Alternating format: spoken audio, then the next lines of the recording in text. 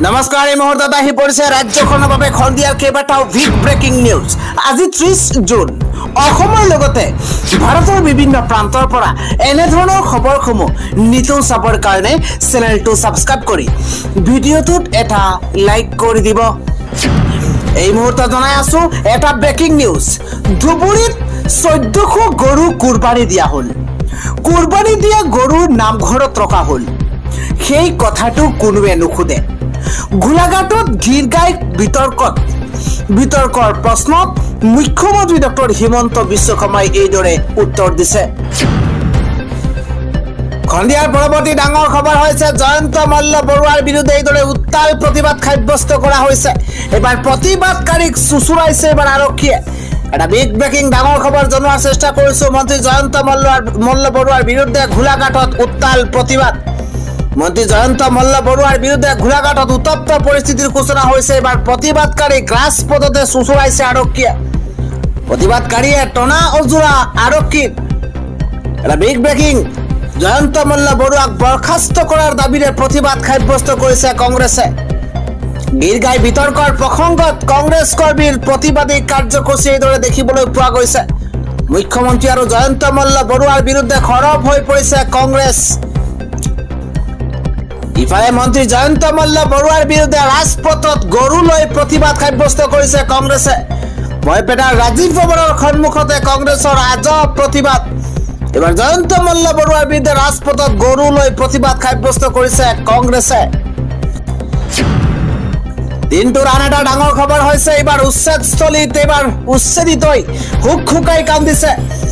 উচ্ছেদিতই কৈছে আমি কিদৰে জীয়াই থাকিম, মানুহক ইমান অত্যাচাৰ কৰিব নাপায়, কান্দি কান্দি ক্ষোভ বুজাইছে এবাৰ উচ্ছেদিতই। এটা ডাঙৰ খবৰ জনোৱাৰ চেষ্টা কৰিছো। মুকালমুৱাত উচ্ছেদিতৰ হাহাকাৰ পৰিৱেশ। কিন্তু মুকালমুৱাত আজি এফালৰ পৰা ভাঙি পেলোৱা হৈছে বাসগৃহ, উচ্ছেদ চলোৱা হৈছে। মুকালমুৱাৰ পৰিস্থিতিয়ে কভাবনীয় হৈ পৰিছে। আমাৰ ঘৰ ভাঙি পেলাইছে, আমি কলৈ যাম, উচ্ছেদিতৰ আৰ্তনাদ দেখিবলৈ পোৱা গৈছে।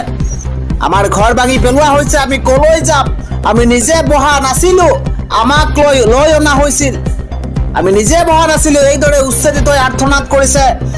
আমাৰ ল'ৰা ছোৱালী কি হ'ব, চৰকাৰে আমাক শেষ কৰি পেলালে, আমি দুখীয়া দৰিদ্ৰ মানুহ কিদৰে চলিম, আমি কিদৰে খাম, কিদৰে থাকিম, এইদৰে আৰ্তনাদ কৰা পৰিলক্ষিত হৈছে উচ্ছেদিত জনতাই। আমি দুখীয়া দৰিদ্ৰ মানুহ বুলি তেওঁলোকে কৈছে।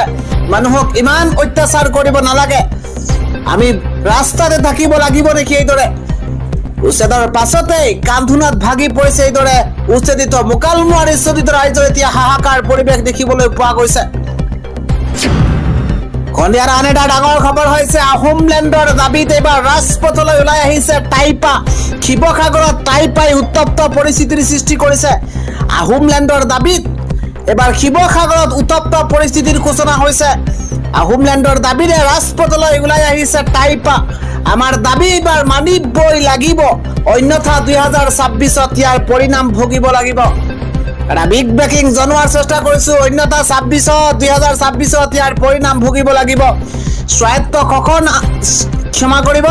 শাসন আৰু জনজাতিকৰণৰ দাবীৰে শিৱসাগৰত টাইপাই বিক্ষোভ কাৰ্যসূচী হাতত লৈছে। আহোমলেণ্ডৰ দাবীত এবাৰ উত্তপ্ত হৈ পৰিছে শিৱসাগৰ। আহোমলেণ্ডৰ দাবীৰে ৰাজপথলৈ ওলাই আহিছে এইদৰে টাইপা, আৰু টাইপাই উত্তপ্ত পৰিস্থিতিৰ সৃষ্টি কৰিছে। ৰাজপথত প্ৰতিবাদ সাব্যস্ত কৰিছে টাইপাই।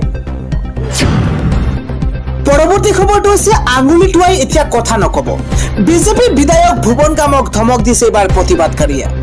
এটা বিগ ব্ৰেকিং এই মুহূৰ্তত জনোৱাৰ চেষ্টা কৰিছো। আঙুলি টুৱাই কথা নকব বিধায়ক ভুৱন গাম।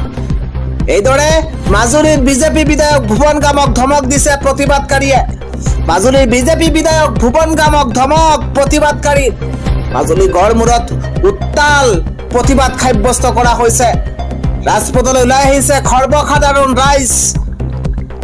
মাজুলীৰ সদৰ গড়মূৰ উত্তাল প্ৰতিবাদ কৰি তোলে বৰালিমৰাৰ ৰাইজে।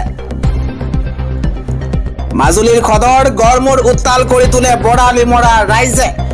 বাট পথৰ দুৰৱস্থাক লৈ বিধায়ক ভুৱন গামক জবাবদিহি কৰিছে প্ৰতিবাদকাৰীয়ে। চৰকাৰ পৰিৱৰ্তন হৈছে, প্ৰতিনিধি পৰিৱৰ্তন হৈছে, কিন্তু সমস্যা সমাধান হোৱা নাই। প্ৰতিবাদীৰ এইদৰে হুংকাৰ। চৰকাৰ পৰিৱৰ্তন হৈছে কিন্তু সমস্যা সমাধান হোৱা নাই। প্ৰতিবাদৰ মাজতে মাজুলী বিধায়ক ভুৱন গামৰ সৈতে খণ্ডযুদ্ধ প্ৰতিবাদকাৰী ৰাইজৰ। আন এটা খবৰ হৈছে মুছলমানে যিমান যন্ত্ৰণা পায় সিমান আনন্দ পায় হিমন্ত বিশ্ব শৰ্মাই। কোনে এইদৰে মন্তব্য কৰিছে? হিমন্ত বিশ্ব শৰ্মাৰ নেতৃত্বাধীন এইখন চৰকাৰক কোনে এইদৰে কটাক্ষ কৰিছে? প্ৰতিটো শেহতীয়া আপডেট জনোৱাৰ চেষ্টা কৰিছো, এটা বিগ ব্ৰেকিং জনোৱাৰ চেষ্টা কৰিছো। মুছলমানৰ বাবে যিটো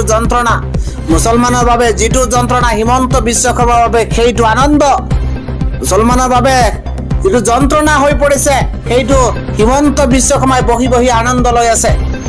মুছলমানক যন্ত্ৰণা অশান্তি দিয়াৰ বাবে মুখ্যমন্ত্ৰী হৈ আছে হিমন্ত বিশ্ব শৰ্মা।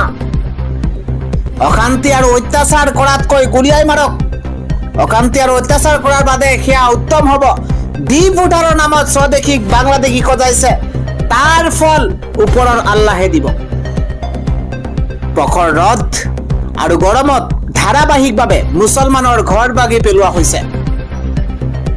ধাৰাবাহিকভাৱে উচ্ছেদ কৰি মুছলমানক নিক্ষেপ কৰাৰ বাবে চেষ্টা কৰিছে এইখন চৰকাৰে। বিস্ফোৰক অভিযোগ উত্থাপন কৰিছে নেমচুৰ সভাপতি বদৰুল ইছলামে। আন এটা খবৰ হৈছে অনিৰ্দিষ্ট কাললৈ বন্ধ মাজুলী কমলাবাৰী ফেৰী সেৱা। ব্ৰহ্মপুত্ৰৰ জলস্তৰ অস্বাভাৱিক হাৰত হ্ৰাস পোৱাৰ বাবে এই সিদ্ধান্ত।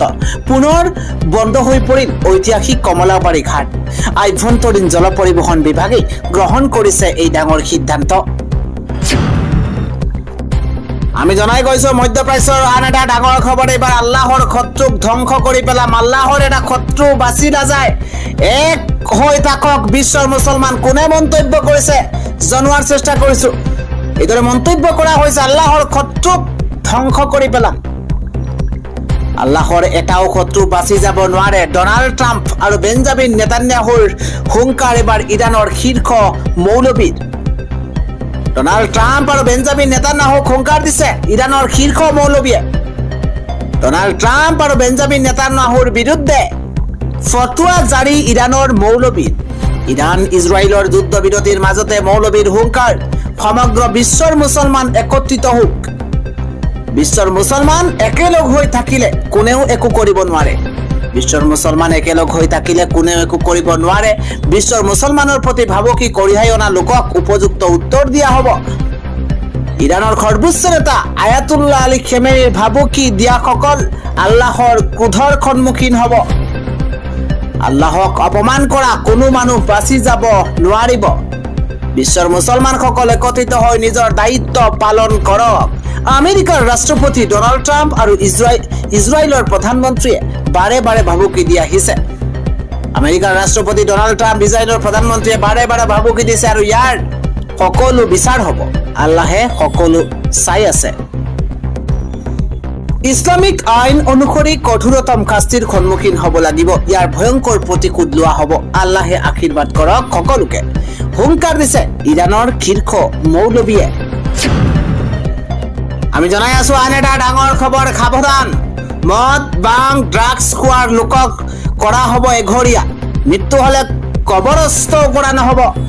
ক'ত এই কঠোৰ সিদ্ধান্ত গ্ৰহণ কৰা হৈছে আৰু কাৰ বাবেই এনে কঠোৰ সিদ্ধান্ত ল'বলগীয়া হৈছে? প্ৰতিটো শেহতীয়া তথ্য জনোৱাৰ চেষ্টা কৰিছো। এটা বিশেষ খবৰ, নিচাজাতীয় সামগ্ৰী খাই ধৰা পৰিলে মহা বিপদত পৰিব। মাদক দ্ৰব্য খাই মৃত্যু হোৱা লোকক কবৰস্থ কৰা নহ'ব। মাদক দ্ৰব্য খোৱা লোকক কৰা হ'ব এঘৰীয়া। মাদক দ্ৰব্য খোৱা লোকক সকলো সামাজিক কামৰ পৰা এঘৰীয়া কৰাৰ হুংকাৰ প্ৰদান কৰা হৈছে। কোনো ধৰণৰ নিচাজাতীয় সামগ্ৰী কোনেও খাব নোৱাৰিব। নিচাজাতীয় সামগ্ৰী ব্যৱসায় কৰা লোকৰো কবৰস্থ কৰিবলৈ দিয়া নহ'ব। কোনো কাৰণতেই ৰাজহুৱা কবৰস্থানত কবৰস্থ কৰিবলৈ দিয়া নহ'ব। দক্ষিণ কামৰূপৰ জাৰপাৰাত গ্ৰহণ কৰা হৈছে এই ডাঙৰ সিদ্ধান্ত। আন এটা খবৰ হৈছে মুছলমানৰ সমস্যাক গুৰুত্ব দিয়া নাই চৰকাৰে। মুছলমানৰ স্বাৰ্থত প্ৰয়োজনত নিৰ্বাচন খেলিব ABMCয়ে। এটা ডাঙৰ খবৰ, ব্ৰেকিং নিউজ জনোৱাৰ চেষ্টা কৰিছো। মুছলমানৰ সমস্যাক গুৰুত্ব দিয়া নাই এইখন চৰকাৰে। মুছলমানৰ স্বাৰ্থত প্ৰয়োজনত নিৰ্বাচন খেলিব ABMCয়ে। সংখ্যালঘু মুছলমানৰ স্বাৰ্থত ABMCৰ ডাঙৰ ঘোষণা। হাজাৰটা সমস্যাৰে জৰ্জৰিত সংখ্যালঘু মুছলমানৰ কাষত থাকিব ABMC। বিটিসি নিৰ্বাচনৰ পূৰ্বে সংখ্যালঘুৰ বাবে ডাঙৰ সিদ্ধান্ত লৈছে এইবাৰ এবিএমচিয়ে বিটিসি নিৰ্বাচনৰ পূৰ্বে সংখ্যালঘুৰ বাবে ডাঙৰ সিদ্ধান্ত এবিএমচিৰ সংখ্যালঘুৰ কল্যাণৰ স্বাৰ্থত 5টা পৰিষদীয় সমষ্টিত প্ৰতিদ্বন্দ্বিতাৰ লক্ষ্য উচ্ছেদ ডিভোটাৰ সমস্যাৰ বাবে সংখ্যালঘু খাৰাকাস্তি বিজেপি চৰকাৰৰ দিল্লীৰ যন্ত্ৰৰ মন্ত্ৰত 21 আৰু 22 জুলাইত এবিএমচিৰ তীব্ৰ প্ৰতিবাদী কাৰ্যসূচী মুছলমানৰ সমস্যা গুৰুত্ব দিয়া নাই এইখন চৰকাৰে আন এটা খবৰ হৈছে হিন্দুৰ সমানে অধিকাৰ আছে মুছলমানৰো ভাৰত বিজেপি আৰএছএছৰ পৈতৃক সম্পত্তি নহয় ভাৰতবৰ্ষখন তেওঁলোকৰ পৈতৃক সম্পত্তি নহয় ভাৰতবৰ্ষত হিন্দুৰ সমানে অধিকাৰ আছে মুছলমানৰো দেশৰ স্বাধীনতাৰ বাবে সৰ্বোচ্চ বলিদান দিছিল মুছলমানসকলে মুছলমানসকলৰ পূৰ্বপুৰুষে দান দিয়া মাটি কাহিনীব বিচাৰিছে বিজেপিয়ে ওয়াকফ আইনক লৈ বিহাৰৰ পাটনাত উত্তাল প্ৰতিবাদত অংশ লৈ আৰজেডিৰ নেতা তেজস্বী যাদৱে এই হুংকাৰ প্ৰদান কৰিছে